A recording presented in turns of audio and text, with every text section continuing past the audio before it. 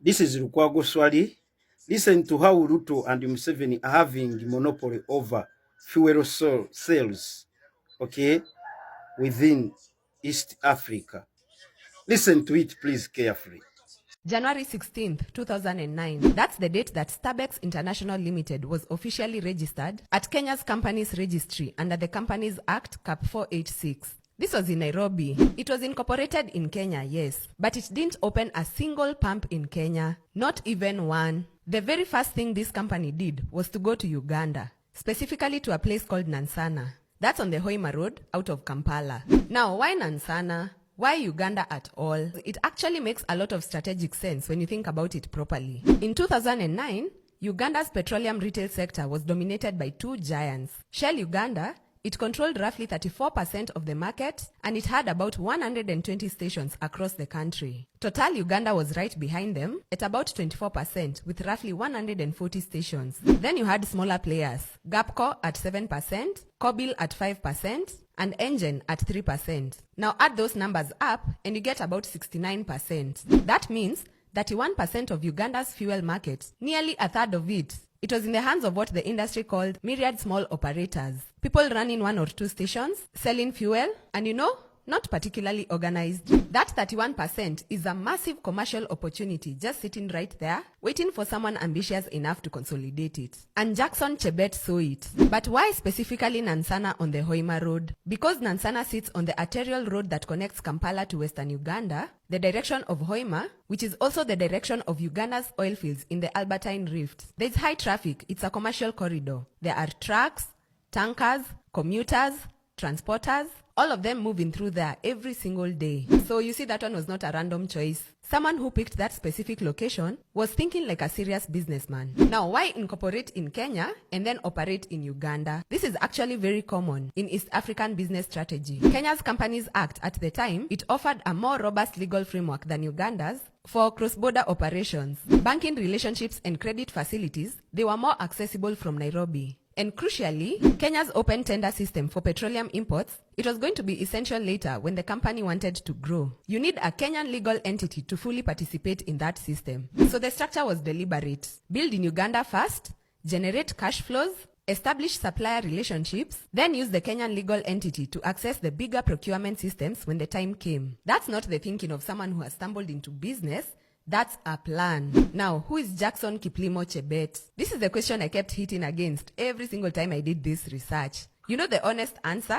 He doesn't want you to know. Those who cover Kenya's business community, they describe Chebet as one of the most influential entrepreneurs from the Kalenjin community. A community that includes, by the way, President William Ruto. That shared identity is going to become very important in this story much later on.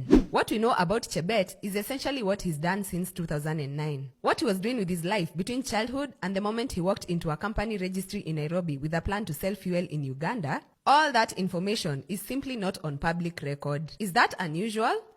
For a private businessman, not necessarily. What we do know is that the oldest documented piece of his business history is a company called Ultra Eureka Farm Limited. That one was incorporated in 2002, 7 years before Starbucks. It produces fruit seedlings on farms in Chemurgui, along the Iten Kabarnet Road, and in Chepkanga, both in Uasin Gishu County. And that farm holding company, Ultra Eureka Farm Limited, it will come back to this story in a way that you will not absolutely expect. Now, the original ownership of Starbucks International, it looked like this. Jackson Kiplimo Chebet, he had 925,000 shares out of 1 million shares. That's 92.5%. Abraham Kipkoech Korir, he had 50,000 shares. That's 5%. Then we have Daniel Kiprop Cherutich, he had 25,000 shares. That's 2.5%. Now pause for a second. 92.5% to one man from day one. In the East African oil marketing sector, this kind of concentration is unusual. Most mid-tier independent oil companies, the ones that grow beyond 1 or 2 stations, they eventually bring in institutional investors, strategic partners, a bank that takes a stake in exchange for credit facilities. You know, something. Not Starbucks. From the day it was registered to the present, Chebet has held overwhelming control. And by 2026, that control had actually increased. Daniel Cherutich transferred his 25,000 shares to Chebet, pushing his stake to 950,000 out of 1 million. That's 95%. There are only 2 ways to read that kind of structure. Either Chebet had significant personal wealth from the very start,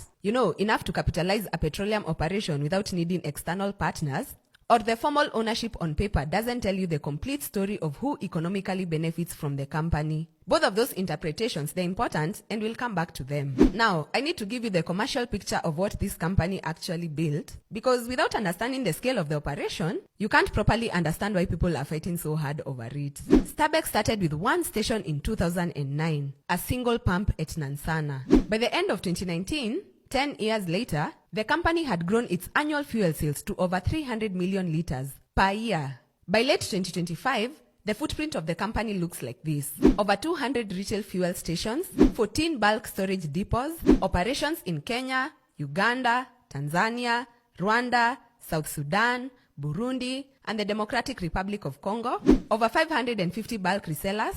These are people who run their own fuel stations and they buy their supplies from Starbucks. Then by late 2025, the company also had between 500 and 1,000 direct employees, and they had 4.9% market share in Kenya, the fourth largest in the country. And this is not just fuel anymore.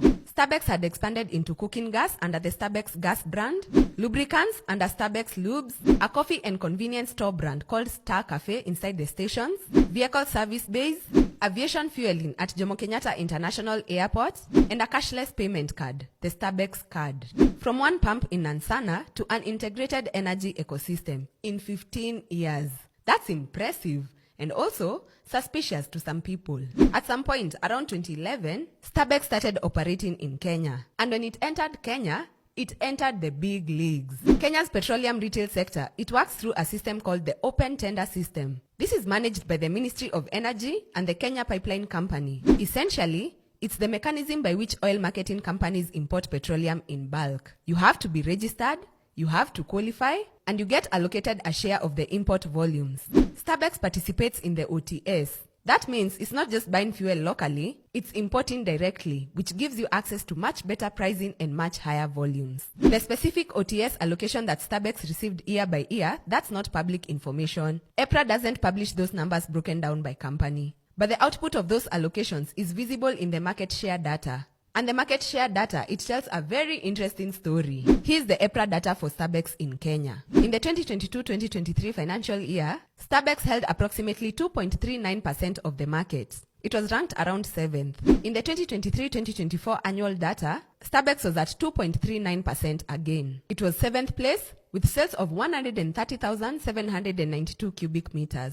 In the 2024-2025 annual aggregate, Starbucks was at 2.29%, roughly 8th place. Now watch what happens. By the third quarter of the 2025-2026 financial year, that is by September 2025, the quarterly data puts Starbucks at 4.90% market share. In quarter 1 of 2026, the Petroleum Institute of East Africa, it puts Starbucks at 5%. While everyone is watching in Kenya, Uganda has always been the primary territory of Starbucks. By August 2023, when Chebet met President Museveni at State House Entebbe, he disclosed that Starbucks had invested over $100 million in Uganda over the preceding decade. $100 million in Uganda alone. He also said that the company had more than 100 stations spread across all parts of Uganda, and that they were planning another $40 million investment over the next 18 months. That's a serious commitment to Uganda. It's more serious than most people realize when they focus on the Kenya political story. The Uganda build, it followed a very clear pattern. Nansana was the seed.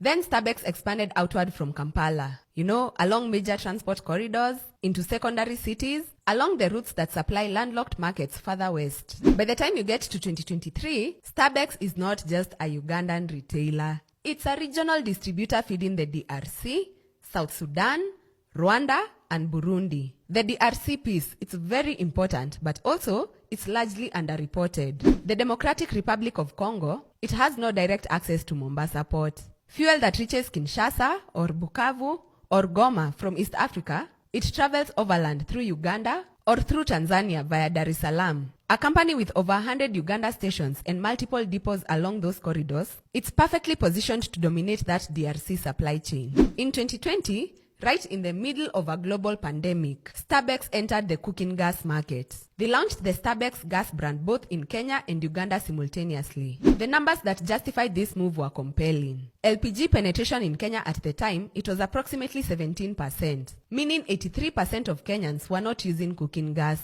They were using firewood, charcoal, and paraffin. In Uganda, it was even more stark. 89% of households had no access to LPG. That is not even a gap, it's a whole ocean of opportunity. Starbucks' strategy for the LPG play was simple.